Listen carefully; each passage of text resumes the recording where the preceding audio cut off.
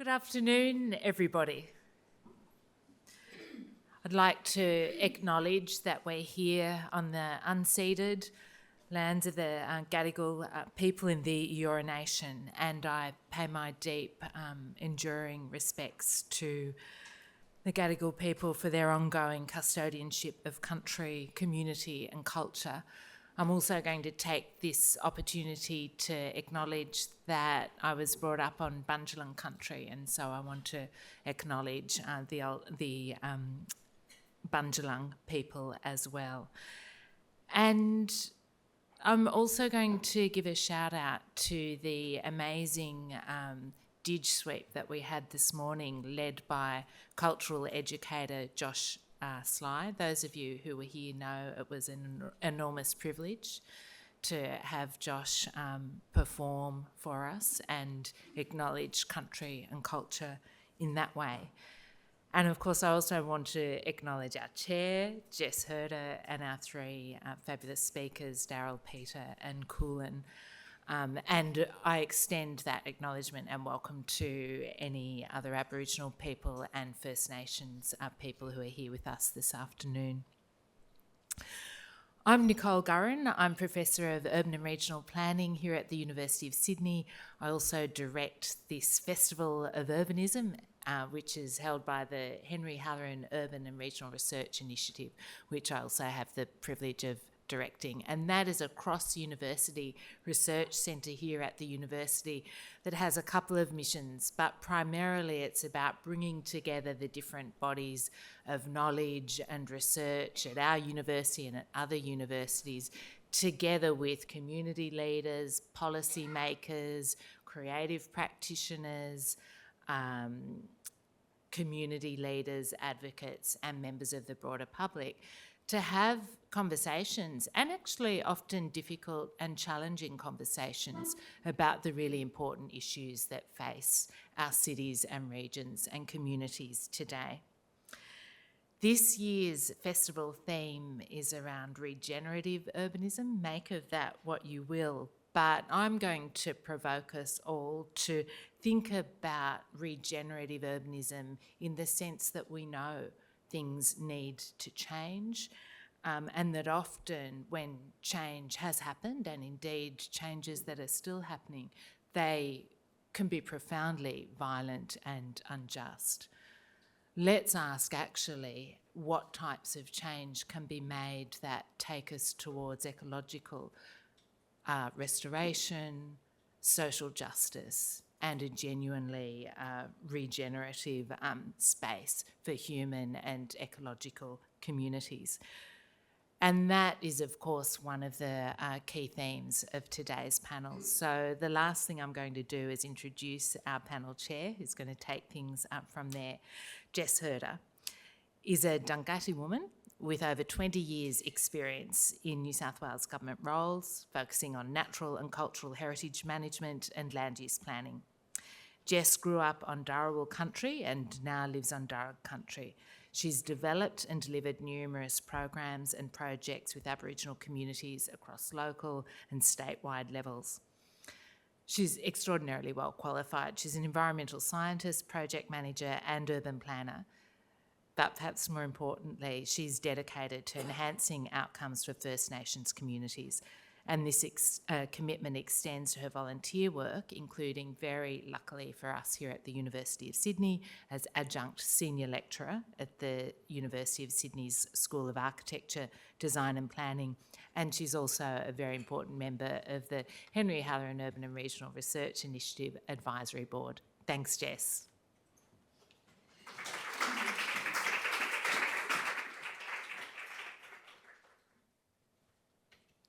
Thanks, Nicole.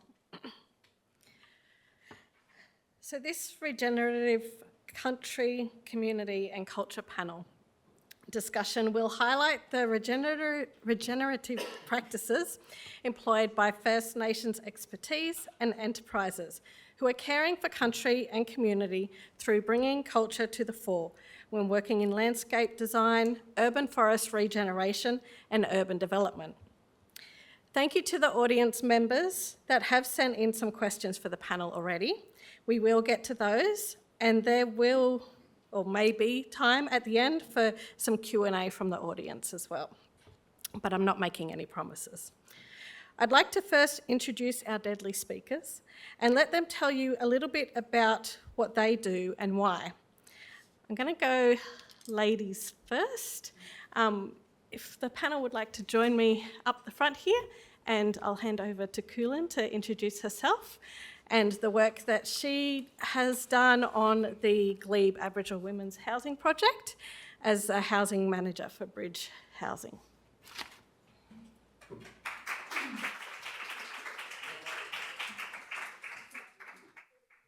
Is that all right? Talk for a bit?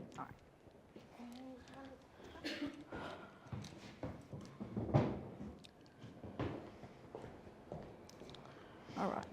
All right. Yep. Hi everyone, my name's Kulin. I'm a proud Garang Mulunjali woman, born and raised in Redfern, Waterloo.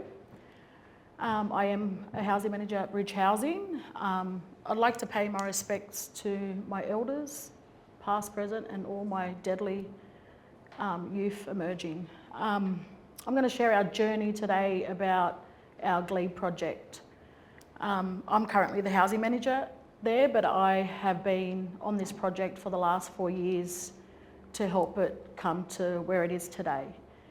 At Bridge we have a group that's called the Aboriginal and Torres Strait Islander Tenancy Advisory Group, and that is made up of all our Aboriginal and Torres Strait Islander tenants. At the moment, and for the last, I'd like to say 10 years, it has been majority of the elders. They would come to the table, you know, we'd meet every 6 weeks, they'd come to the table and come up with solutions and, you know, problem solving on what we need, you know, sharing our stories, practicing culture at the table. In that setting. So they came to us with ideas around keeping our women safe. When are we going to make a block solely for our women? And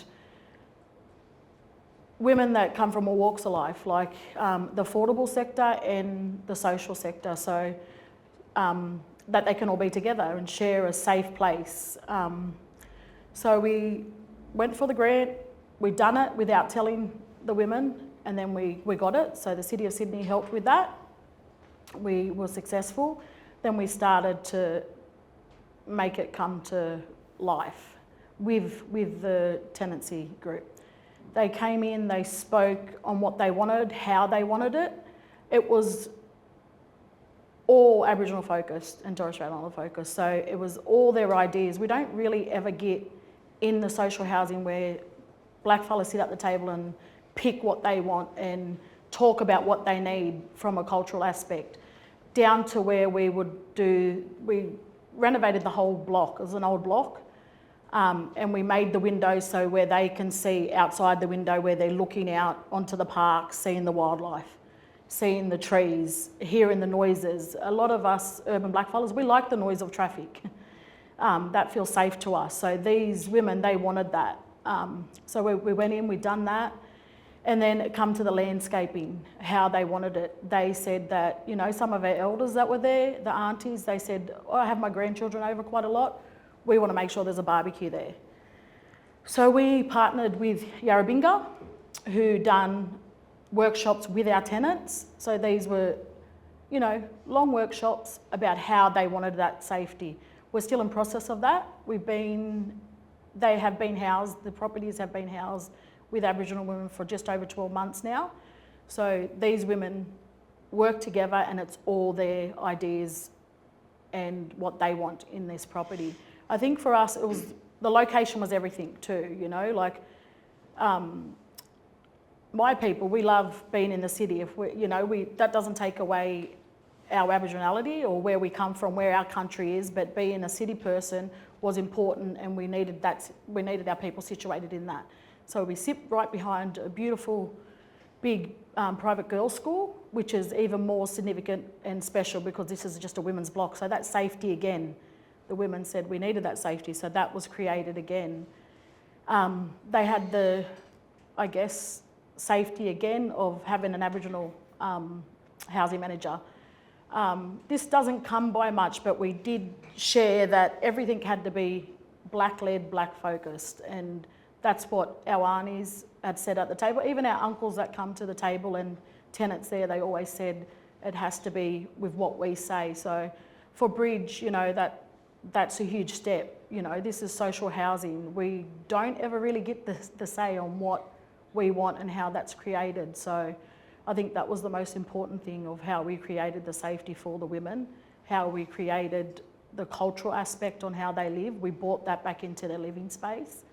And when we utilised Yarrabinga, it was the all-women service. So it was solely just landscapers and I'm not sure the other words that they use, but they come in and they done it all women. So they sat with our women, done it with women. And I think it's important that when we do cultural stuff for our people, we do have where it is men and women's business, and that was creating safety again for our women. So it's a beautiful spot, and the main thing about it was that it was Aboriginal women led and created, yeah. So that's Glee Project. Thanks, Kulin. Peter, did you want to make your way to the lectern while I introduce you? So Peter is a proud Bidjigal man who grew up in La Perouse around Botany Bay. A tradesman of 20 years in diesel mechanics, Peter also taught at Sydney TAFE College before starting his own company working with Aboriginal youth, families and communities. He was the recipient of a number of awards for his work and also spoke at international conferences. In 2012, Peter co-founded First Hand Solutions Aboriginal Corporation, which is a highly successful dynamic organisation empowering Aboriginal people, communities and businesses through culture, employment and training and economic development. First Hand Solutions runs the National Indigenous Art Fair, the Black Markets and Indigigrow. Peter, I didn't give you the clicker, sorry.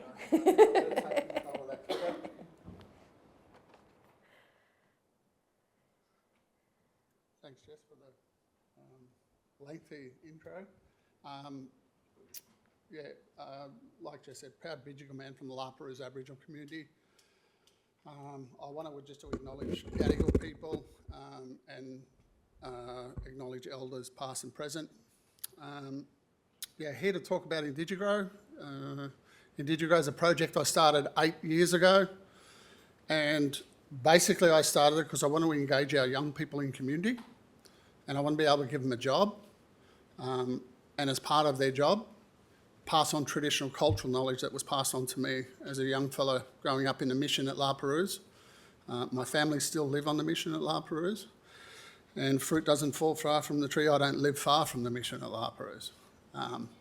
But I wanted to be able to give young people a future. I wanted to be able to engage them, employ them in an apprenticeship, and as part of that, pass on cultural knowledge. I decided that I'd use plants as a vehicle to do that. And back in 2018, early 2018, I kicked off with a trestle table, one tray, and I sprinkled some seeds in that tray, and that was Indigigrow, how it kicked off. But it was started, and the foundation is culture, connection to country, and caring for country. When I started it, there was 2 areas we wanted to work in: local endemic species and also bush foods. Today we probably spend 80% of our time working with our traditional plants from country. And I've got to squeeze an hour's presentation into 7 minutes, so I've got to go quick. This is my current team at Indigigrow now, and you don't see me there because I'm not part of the team now. I've built up a team that now drives itself. But I suppose what's important in that team there is the 2 leaders, the senior leaders, but also our 2 nursery managers. At the end of 2023, those 2 nursery managers were still apprentices. And they finished their apprenticeship one day. The next morning they came in, they were coming in as a manager.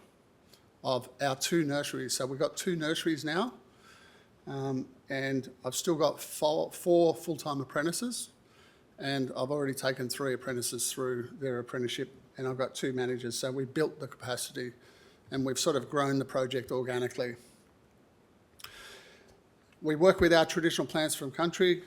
Eastern Suburbs Banksy Scrub, I have no idea why people called it Eastern Suburbs Banksy Scrub, but we're just talking about all our traditional plants that grow on country, from Royal National Park in the south to North Head on Sydney Harbour.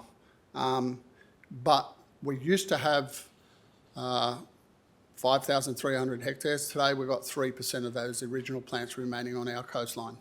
So you can sort of get the feel why we spend 80% of our time trying to revive our local species from country. They're listed as listed by state and federal government as critically endangered ecological community. And that's been a long time, since I believe mid-90s, 1990s, they've actually been listed as critically endangered. I'm not aware of any kind of funding that's been put forward by any level of government to restore Sydney's species, coastal species. This gives you an idea of where it's all located. So the red indicates the remaining remnant patches of our biodiversity, our local biodiversity. So we have very, very few remaining.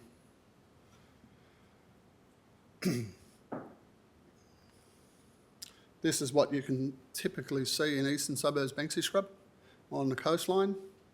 Absolutely stunning. Low-growing coastal heath. And these are some of the common species that you'll find that are quite easy to grow in Eastern Suburbs Banksy Scrub. They're also probably some of the most common species you'll find in nurseries around Sydney. For the very simple reason, they're damn easy to grow.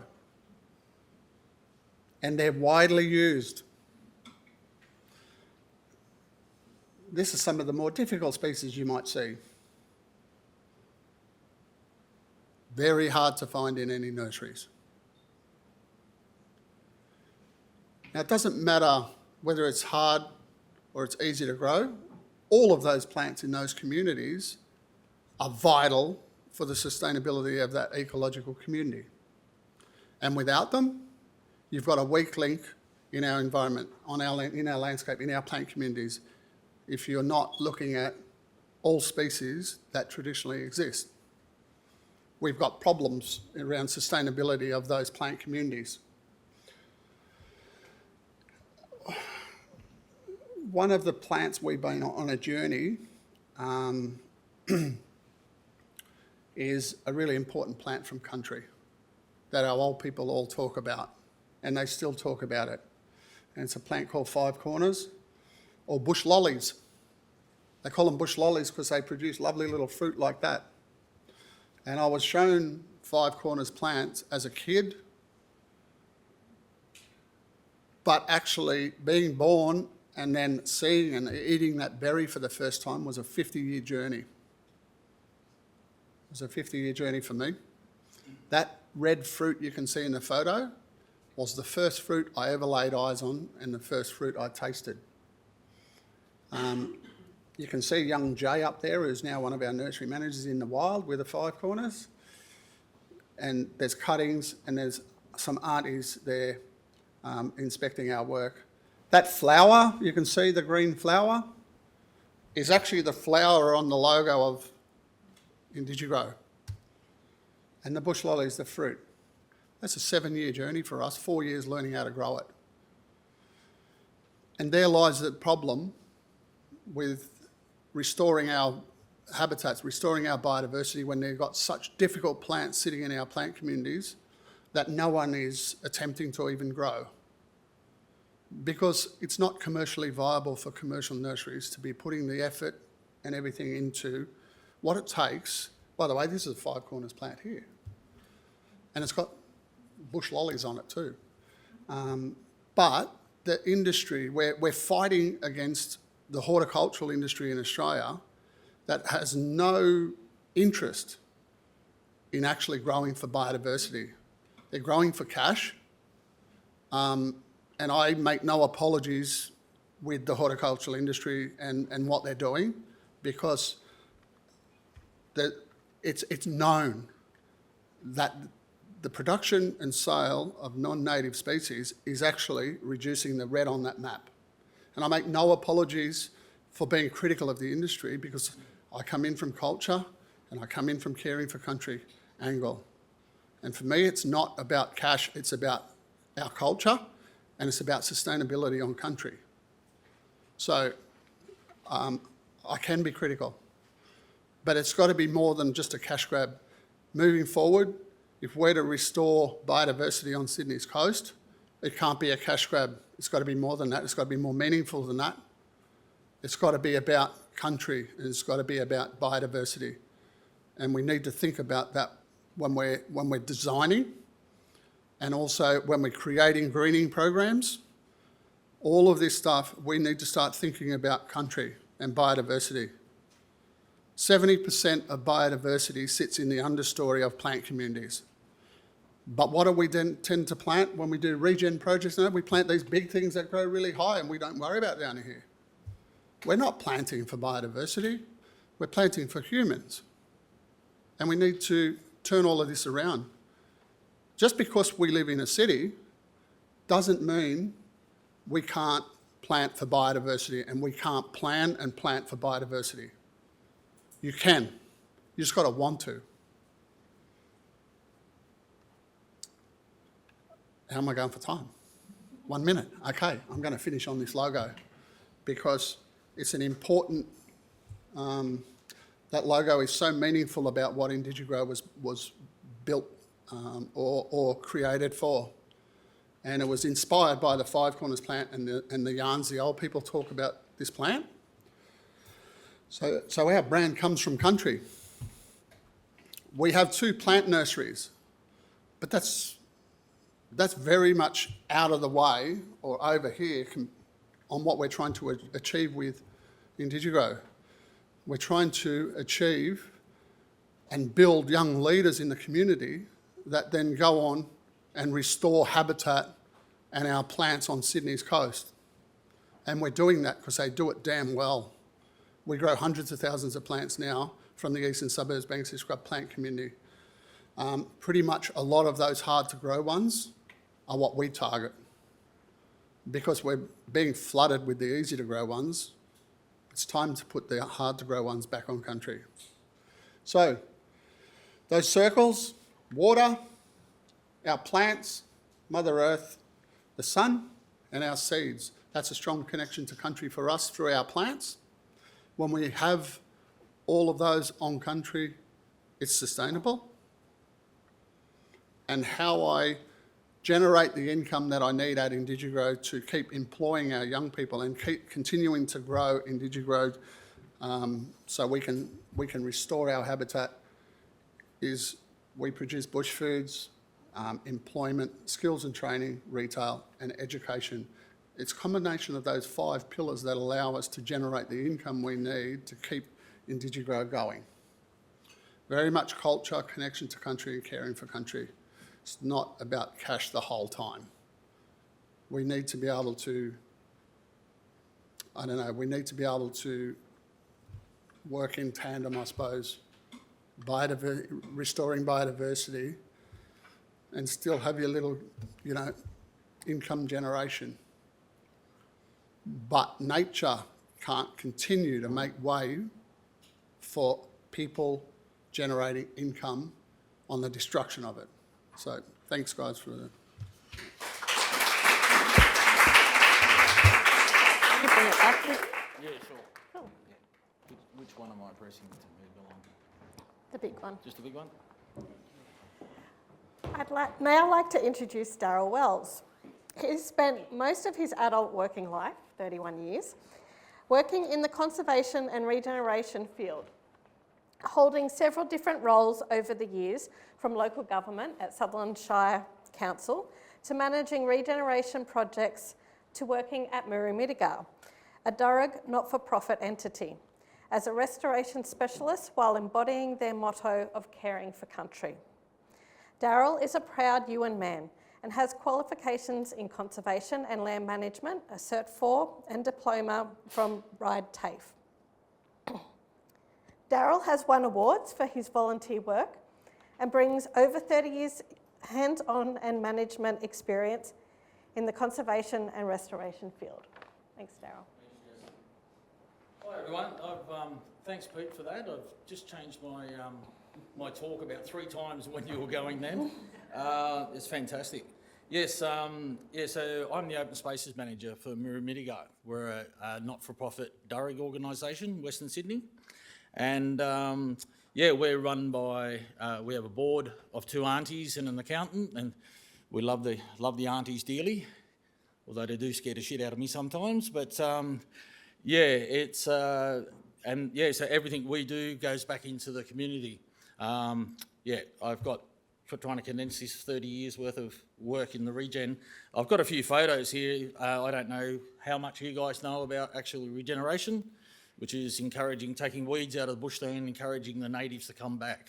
A lot of the times we don't have to rush in and plant. There's actually seed in the soil.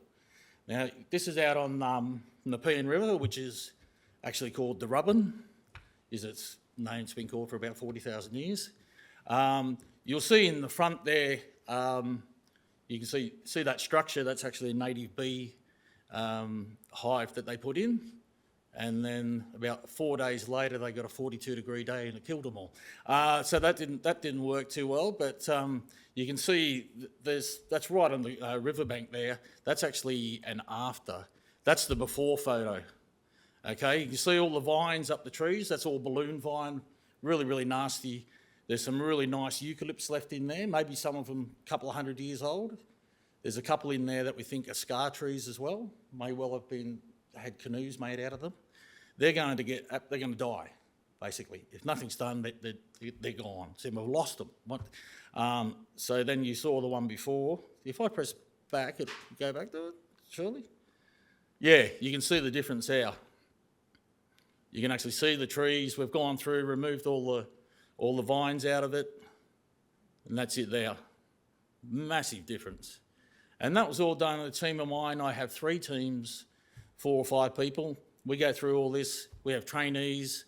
Very much like Pete said, we're very big on employing. We've got the largest population of Indigenous people in Australia, in Mount Druitt areas and places like quite low socio-economic backgrounds. So we give them a go. And yeah, we get in and do this sort of thing. There's another one, that's an after again. You can see the eucalypt in the middle there with a quite distinctive branch to the side. You've got another angle of that. And that's what was all behind it, African olive, privet, every sort of weed you could imagine. Probably the worst weed out of the whole lot of them was the vine, because they will kill, 200 or 300-year-old trees. They'll climb up top of them, literally just smother them. This is all, I spent most of my time working in Western Sydney, so the Cumberland Plain woodland, which there's around about 4% of that left, depending on who you talk to. And we were talking a massive area, all the way from some of the inner west, right out through Parramatta, right out the Penrith, Windsor, right down the back through Camden, right through Campbelltown into Liverpool. This giant, the size of England, and there's about 4% of that left. And the scary part of that, about 80% of that 4% is privately owned and would most likely going to be developed. That's where we come in. That's my passion, is I want to see when places are getting designed. I had a little bit to do with Bradfield, and some of the designs we come up with at Central Park and they've been endorsed. They're fantastic. They've come up really well. They've talked to elders, talked to our aunties, talked to everyone that they could, and they've come up with some really innovative ideas, 3 minutes, and they've come up, and all the native plant selections, all Cumberland Plain woodland. And it's not just trees, it's grasses, shrubs, all the things all the way through there. So that's sort of, if you can get a hold of that, I don't know if it's all been released or whatever yet for Bradfield, for the new city. That's kind of a good example of what to do. Most of the places I've worked in, cities in the parks, like Uncle Archie once wrote, you know, the cities in the parks that were planned look out of place because the spirit's in the land. And we're making European parks for Australia. And it just doesn't look right. It doesn't feel right. It doesn't feel like you're caring for country. So, yeah, I've spent, like I said, most of my time, my adult life, doing this sort of stuff. And the great thing about working for Muru is we're not for profit.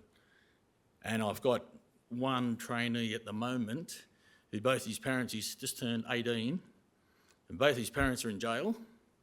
His older brother's in jail. He's brought up by his older sister, and his younger brother's in juvenile detention. So there's them two living together. What do you think was going to happen to, almost said his name, what do you think was going to happen to that guy? I've got a pretty good idea. We've got him in Cert 3 doing conservation land management now, and he's just about to finish, probably mid-December he'll have Cert 3. And we've turned him around. And it's not very easily to do. There was a lot of me ringing him and chasing him and, yep, can't turn up late, you've got to turn up, yep. But, you know, we've gained his respect now and we've changed his life. So I'm just hoping he stays on the right track. And that's what we do. And we're caring for country. And caring for country is not a throwaway motto for us. That comes from here. That's what we do every day. We care for country. And I just hope you guys, when you're designing things, start thinking about the Indigenous edge to things. Can't chop a 200-year-old tree down and revegetate with some plants, some tube stocks. And it's the same thing. Try and save the big old guys, if you can. Okay? That's about it for me.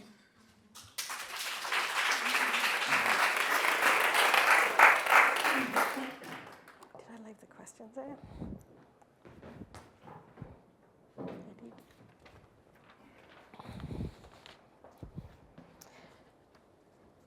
Thank you, everyone, for introducing yourselves, what you do and why, the most important part. Also, thanks again to those in the audience that have submitted some questions. For our panel, I'm going to try to get through as many of those as I possibly can. So I'm actually going to start with a question for Kulin. How can we make or design Australian cities more safe and culturally safe for Aboriginal people? Well, firstly, I think that it's important for these non-Indigenous businesses and organisations to understand the difference between cultural safety and cultural responsibility. Cultural safety is with us, for us, and only us. So we hold that cultural safety. A non-Indigenous organisation does not hold that safety. They uphold the responsibility for us to be able to implement that for our people and create that safety. So, you know, for Bridge, me being that identified person, I created the safety that our tenants asked for, that our tenants wanted, to make sure that the next lot of tenants we're getting. Bridge upheld that responsibility and made sure that that was fulfilled with allowing my people to create that space.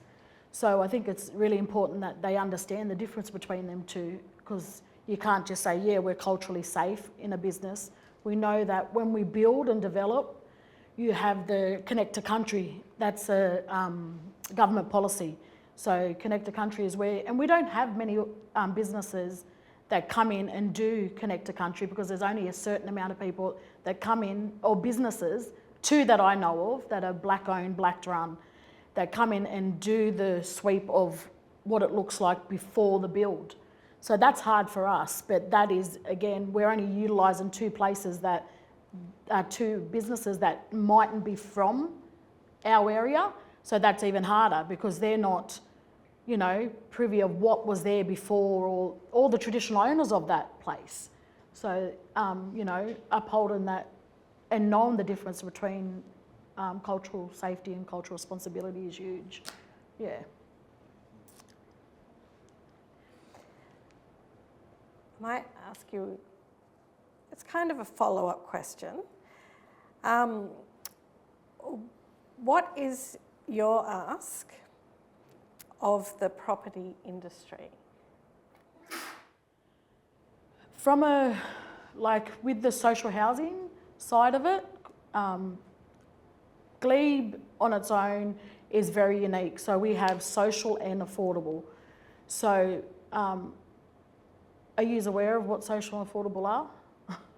So yeah, so that they have both. So that's quite a unique block there. Normally we'll just have our social on their own, affordable on their own, whatever that looks like. So that's quite unique. Sorry, what was the question again? Your ask of the property. Okay, yeah, so going back to that, it'd be the infrastructures of the builds of these places. So I would ask that these, businesses look at what it looks like for our example, single mum of 4 sons moving into these properties.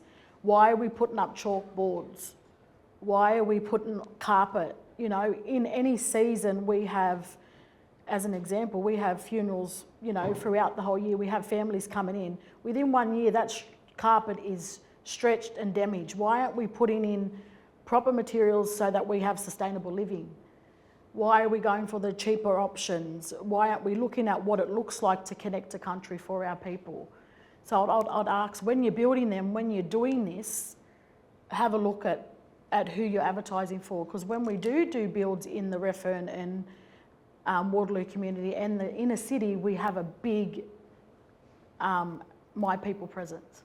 So, that's important that we, the people that are building, they're looking at what they're building for, what that looks like, how's it going to be better sustainable living for our people. What about you, Peter? Did you ever ask of the property industry? Look, for me, first and foremost, it actually comes down to an understanding of the needs of Aboriginal people. And if you're going to be doing anything that involves Aboriginal people, then Aboriginal people know what they need, and I think more engagement on that side of things will give you a good indication of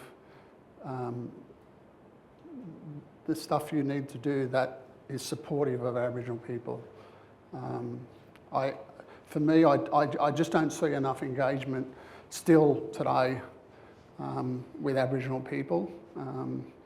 If I just look at a simple model like Indigiro was developed and designed by an Aboriginal person for Aboriginal people, and it's now been going for 8 years and has grown to 10 staff, and we've got lots of things in the pipeline for how we grow that, and that's all come from Aboriginal people. So just a simple little concept, but being designed and run by Aboriginal people shows you that we have the solutions to what's best for us, and not being told the whole time what's best for us, and not just being thrown or something thrown at you saying, there you go, you've got this, and when it doesn't work out, then we have to cop all this racism that we're copping today. Because we're set up to fail. Set up to fail. Has to have more Aboriginal engagement and more Aboriginal people leading the way. Certainly a lot of property holders out in Western Sydney, as you mentioned. Yes. Do you ever ask of the property industry in Western Sydney? Well, just as I said, the spirits in the land. I talk to people about, I don't know how many developments fairly recently that have gone in, and the only piece of remnant vegetation that gets saved is the stuff along the creek line where it's going to be, they can't build there because it's a 1 in 100 flood zone. So they turn it into green space. And then they'll demolish this really beautiful woodland up on the hill. And that's where we're losing all the diversity in Western Sydney. That's why you're down to the 4%. And you're getting these monocultures of casuarinas, which are she oaks that love water. And they're growing all along the creek lines everywhere else. And they don't let much else in. They don't like company.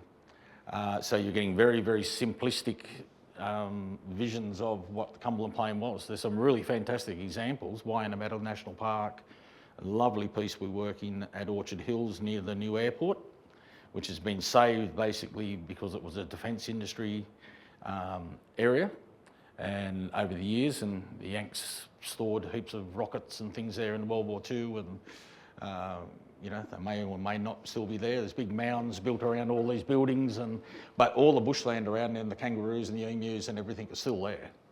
And it's a fantastic spot. But it's an island, and it's going to be complete. It's got an airport there. It's going to be completely surrounded by. So there's no linkage. Linkage is the big thing, particularly with mobs trying to move around. You know, so it's basically, think of the bigger picture and try and save the big old trees as much as you can, and as much as you can around them, because that's where all the biodiversity in Western Sydney is in the soil. It's in about from the bottom of the soil to there is, you know, you can have like 300 different species, and some of those will only pop up every 8 years after a certain fire or a certain rainstorm event in a perfect month, and they'll pop up and then they'll disappear. When a lot of the developers come out, they'll have to do an assessment of the site, and a lot of times they'll go out there in the middle of winter or the middle of a drought, and they have a look around and they find 3 or 4 little grasses species and not much else, and they come back and say, well, it's not very, you know, it's not really worthy of protecting. If you did that for 2 years over different seasons, you probably have 300 different species. And that's the problem. And you don't know, and once it's gone, it's gone. So we do a lot of seed collecting, and so does Peter, to try and, you know, keep the genetics of the population going. But yeah, it's very disheartening when you look over the hill and just seeing, because we're trying to make it into Europe. Trying to make it in the nice rolling hills, and our parks are all full of grass and everything. I'd spray half the grass out. We need footy ovals, like, you know, South Sydney can't play anywhere else, you know, like they've got to be able to play, but, you know, we need somewhere for the kids to run around and kick a ball, sure. But if you can save as much of the real old patches as you can, it's golden. If I can just add to what Daryl's talking about there, I mean, one of the things I get my young staff to do is drive around and not stalk people's houses or anything, but we just want to look at the vegetation in the gardens that people are planting. And one thing we do know is that about 85% to 90% of Australians plant non-native species in the garden. But that comes back to the supply. Residents are planting on what's available. So we've got to somehow reduce the demand for non-native plants and invasive species, because I think at the moment we're at $2 billion annually in funding restoration and eradication and restoration projects, trying to remove feral species out of our native areas. And that seed has come from backyards. It's escaped. You cannot stop the wind picking up seed, you can't stop the water from washing seed out of your property, and you can't stop the wildlife from taking it out. And when you've got an industry that's producing that, and I keep coming back to that, it's commercially viable to do it. When you've got an industry and the demand's there, you're going to always have a problem with our biodiversity, the sustainability of our biodiversity. So we somehow need to, for me, I don't see why businesses who are growing all these plants and taking the easy money don't have to then worry about the mess it creates in our environment. Why should everyday taxpayers have to foot the bill for a problem that's coming from an industry that's taken easy money? For me personally, there should be a tax, or there should be some kind of levy on the production and sale of non-native species in this country, because the industry should be footing the bill for the mess it creates. And also, if you've got landscapers coming up with all these designs, all these street trees and everything, every single European plant, there's an Australian equivalent. and it'll grow better and stronger with less water. You'll feed animals, you'll feed the birds. We've got a nursery as well at Mirramidiga, and we do bush tucker. And like when you open your pantry, every single spice you see there's an Australian native for it. There's a native oregano and that, which is fantastic. It'll blow your head off if you use it too much. It takes a while to get used to. Same with native pepper. There's a particular one from Tasmania. I've put that into slow cooked lamb roasts and things like that. It's fantastic. But just about every single, it's fun. I don't know a spice that we haven't got some sort of equivalent to. And people will still be going down there and buying all this imported, dried out crap where you could have a little pot plant, a decent pot plant out the back with all, and they'll grow quite happily together. Some actually enjoy growing together, and you can just walk outside and pick your own native, and it's not going to get away. It's not going to cause any trouble. You hopefully feed native bees and things like that. It's just yeah. Maybe if I could change one law today, it would be that all new builds are required, the landscaping, the planting, all has to be local endemic species. And you guys are in charge of that. Send it back to the landscapers or the architects and say, no, we're not going to plant plane trees, and we're not in London. We don't need that. We just we don't need a Bux's hedge and everything. You've got plenty of lily pillies and everything else that'll do exactly the same thing. It'll feed birds, it'll feed people even. But the power's in your hands, really. There's nothing more frustrating, as Peter's illuminating too. You're working in the bushland, taking this weed out, and you look up and this guy's got this one flowering in the backyard just looking at you. And takes no responsibility. And no responsibility for it. Because it hasn't been declared noxious or a weed of national significance. You can't make them get rid of it either. So a bit of education goes a long way there. But try and stop it at the source.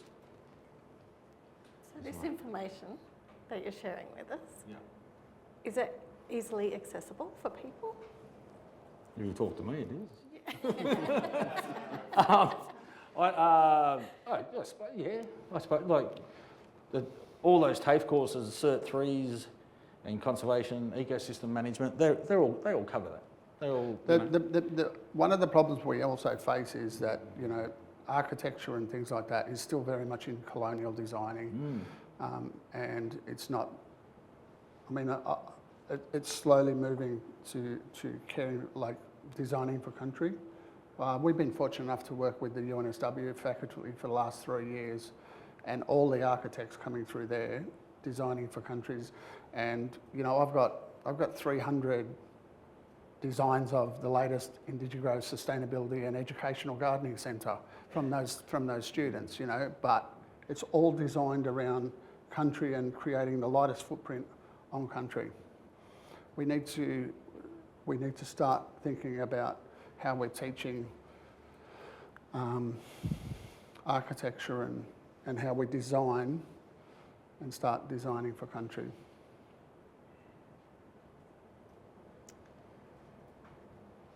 There's a few other questions I have here, but did anyone from the audience have a burning question they'd really love to ask?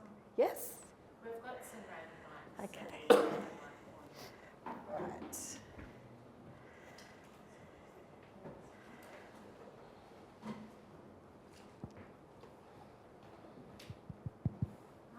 Thanks for that great talk. It's been pretty inspirational. I'm just thinking about everything I've done wrong in my garden. And I planted in the front yard a native garden. I went with some Indigenous to the area. But anyway, guilt aside, there's the back neighbour's got a camphor laurel, which is huge. Now, I want to try and cut it back. I'm trying to see what I can do with council to try and manage the problem that is causing. I'm about a kilometre away from Woolai National Creek, Woolai Creek, so we've got a national park. And the problem is that it's massive and it's causing its habitat for birds. So council's going to say to me, no, it's the most dominant tree in the area. It's creating habitat. How do I deal with that? How do people deal with trying to change what's been already established when it comes to, and it's the only form of biodiversity around, only form, and of course, you know, it's habitat now for birds, for the local birds. I'm happy to. That, what I will say that's a really difficult one in terms of how you get anything done about that, because I mean I look at, and I won't mention councils, but there are councils in Sydney now that won't remove lantana because wrens and stuff like that are taking up refuge in there, and for me that's like, geez, like it's one of our most invasive species.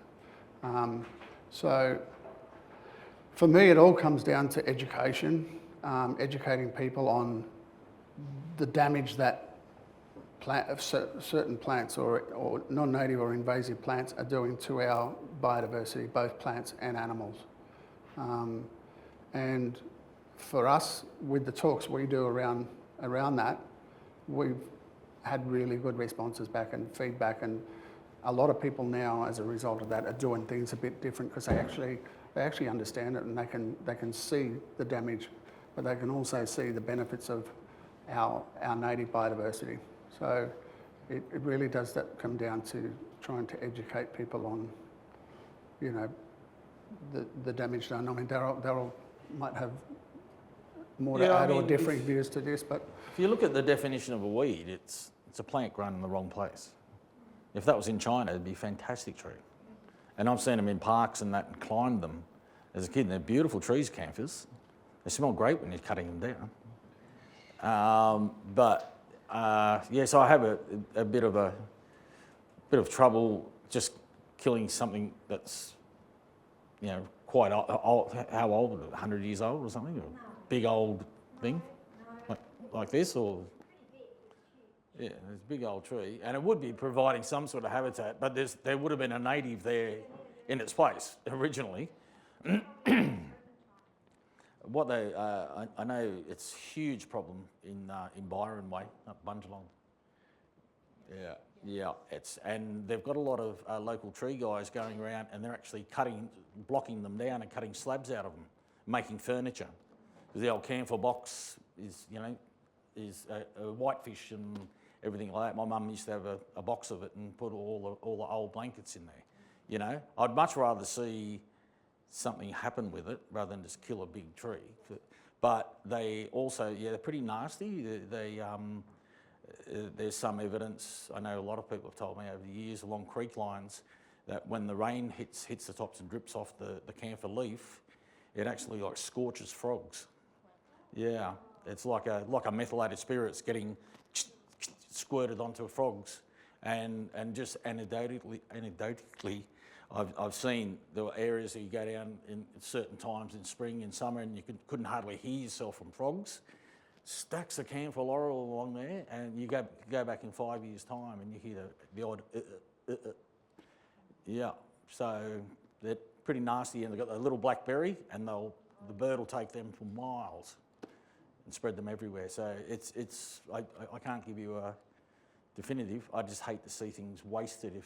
If we cut down privets like that circumference and that, we give them to a couple of these cultural guys we've got. They make clapsticks with the kids out of them. You know, so it is a weed, but it's also a living being. So you might as well, if you're going to kill it, use it. Which is our mentality with food. You know. If you need a kangaroo to feed people, you don't kill 10 of them, you kill one. Yeah. I'm a bit of a cut and dry fella. If it's not native, I don't want it there. So it's as simple as that for me. There's always a native that can go in its place that provides habitat and supports our wildlife. If you do take it out, try and replace it with what would have been. Yeah, it's not on my property, Oh, That's that's why another problem. That's why it comes down to education about what the damage that plant is causing in the environment. So that's how I should tackle the council, give them a whole letter and tell them how bad it is for the environment and to replace it. I will say that things are changing in councils, like in terms of, we get a lot of people coming into Indigo and they say the council recommend to come here to get certain species of plants. So there's things changing. And I know we sell quite a few plants to the local councils. I see Edie from City of Sydney here. City of Sydney's a big customer of ours as well. They're planting a lot more eastern suburbs Banksy scrub now.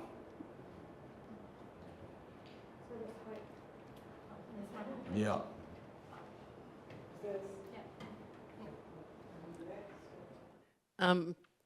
I find this area so fascinating, but I don't have a green thumb. But I'm thinking about all my friends who do, and with that 4% of remaining or remnant native land or native ecosystem, and one of you mentioned that 80% of it is privately owned.